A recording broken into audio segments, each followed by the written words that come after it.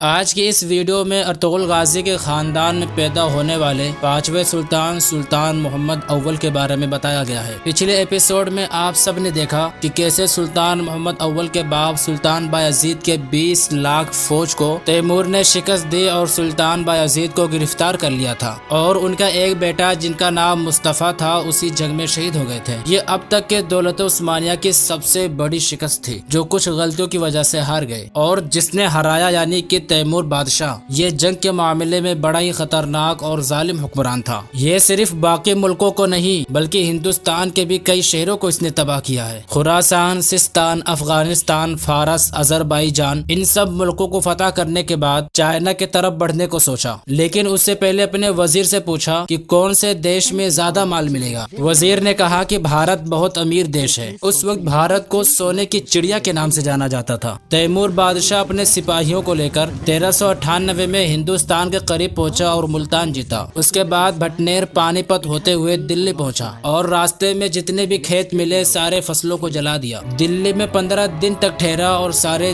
دلی کو قبرستان بنا دیا۔ 15 دن کے بعد شہر کو لوٹ مار کے سمرقند واپس چل دیا۔ تیمور جب بھارت واپس ہوا تو اپنے ساتھ میں 1 لاکھ لوگوں کو قید کیا۔ شہر کو پار کرنے کے بعد کچھ دور چلا تو کہنے لگا کہ قیدی زیادہ ہے، سفر میں دشواری ہوگی۔ اس نے اپنے سپاہیوں کو حکم دیا کہ سب کی گردنوں کو اڑا دو اور سارے قیدیوں کو موت کے گھاٹ اتار دیا۔ ہندوستان کی حالت اتنا خراب کر دیا تھا کہ بتایا جاتا ہے کہ ہندوستان کو پہلے جیسا بننے میں لگ بھگ 100 سال لگ گئے۔ تیمور اپنے ساتھ 3 جھنڈے لے کر چلتا تھا، وائٹ، ریڈ، بلیک۔ وہ کسی بھی شہر میں پہنچتا تو سفید جھنڈے کو لہراتا۔ اس کا مطلب یہ کہ وہ کہتا تھا کہ سفید جھنڈا لہراتے اگر حکومت نے اپنے آپ کو میرے حوالے کر دیا تو میں صرف شہر کو لوٹوں گا اور واپس چلا جاؤں گا، کسی کو کچھ نقصان نہیں کروں گا۔ لیکن اگر کوئی اس پہ راضی نہیں ہوتا تو وہ دوسرا وارننگ دیتے ہوئے سرخ یعنی کہ لال جھنڈا لہراتا۔ اس کا مطلب یہ کہ وہ کہتا تھا کہ میں صرف فوجیوں کو قیدی بناؤں گا اور شہر کو لوٹوں گا اور عوام کو کچھ نہیں کہوں گا۔ اگر اس پہ بھی کوئی راضی نہیں ہوتا تو وہ سیاہ یعنی کہ کالا جھنڈا لہراتا اور کہتا کہ اب میں نہ بچوں کو چھوڑوں گا اور نہ ہی بوڑھوں کو اور نہ ہی عورتوں کو، سب کو تباہ و برباد کر دوں گا۔ اور اس کے بعد دیکھتے ہی دیکھتے سارے شہر کو لوٹ مار کر تباہ کر دیتا تھا۔ اس کا نام سنتے ہی لوگ خوف کھاتے تھے۔ اپنی حکومت میں اس نے کئی ملکوں کو فتح کیا جس کو اتہاس میں تیموری امپائر کے نام سے جانا جاتا ہے۔ اس کے فتح کیے ہوئے ملکوں کو اس میپ اینیمیشن میں دیکھیں۔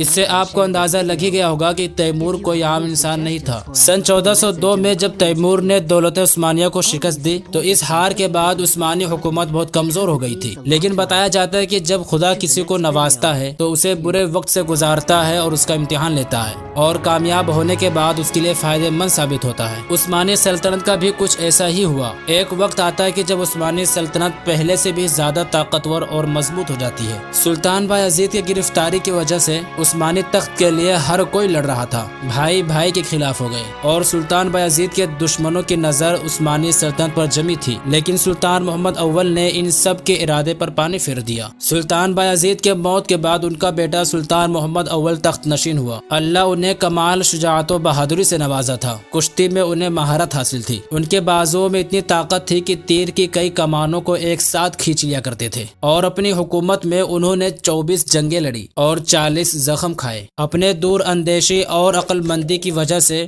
جنگوں میں بڑی مہارت سے قابو پا لیا اور تخت پر بیٹھتے ہی اپنے بیچ کے دشمنوں کو مار کر باہر کیا۔ سلطان محمد اول علماء سے زیادہ تعلقات رکھتے تھے، وہ تقوی اور پرہیزگار تھے۔ عثمانی سلطنت کے گزرے ہوئے سلطان اگرچہ ان سے زیادہ نام اور شہرت رکھتے تھے، لیکن اخلاق کے معاملے میں سلطان محمد اول بھی عظیم ترین انسان سمجھے جاتے تھے۔ ایسٹ اور یونان کے ہسٹورین نے ان کے بلند اخلاق کا اعتراف کیا اور بہادری کی بھی بڑی بڑی تعریف کی، کیونکہ سلطان محمد اول نے دریا سے کشتی کو اس وقت نکالا جب پوری طرح سے ڈوبنے والی تھی اور تاتاریوں کے حملے اور باطنی فتنوں کے طوفان میں وہ پوری طرح سے گر چکی تھی۔ سلطان محمد اول نے صرف 8 سال تک حکومت کی اور جب ان کا آخری وقت آ گیا تو اپنے وزیر بایزید پاشا کو بلایا اور کہا کہ میں اپنے بیٹے مراد کو اپنا جانشین مقرر کرنے جا رہا ہوں، اس کی اطاعت کرنا اور جس طرح میرے مخلص تھے اسی طرح اس کے بھی مخلص لینا، اور میں چاہتا ہوں کہ تم فوراً اسی لمحے مراد کو میرے پاس بلاؤ کیونکہ اب میں بستر سے اٹھ نہیں سکتا۔ اور 1421 میں سلطان محمد اول ایڈریا نوپل کے شہر میں دنیا سے رخصت ہو گئے۔ اس وقت ان کی عمر 43 سال تھی اور اس کے بعد ان کے بیٹے سلطان مراد ثانی کو سلطنت عثمانیہ کا سلطان بنایا گیا۔ سلطان محمد اول کے دادا کا نام بھی سلطان مراد تھا اور ان کے بیٹے کا نام بھی سلطان مراد تھا، اور ان کے باپ کا نام بھی بایزید تھا اور ان کے وزیر کا نام بھی بایزید تھا۔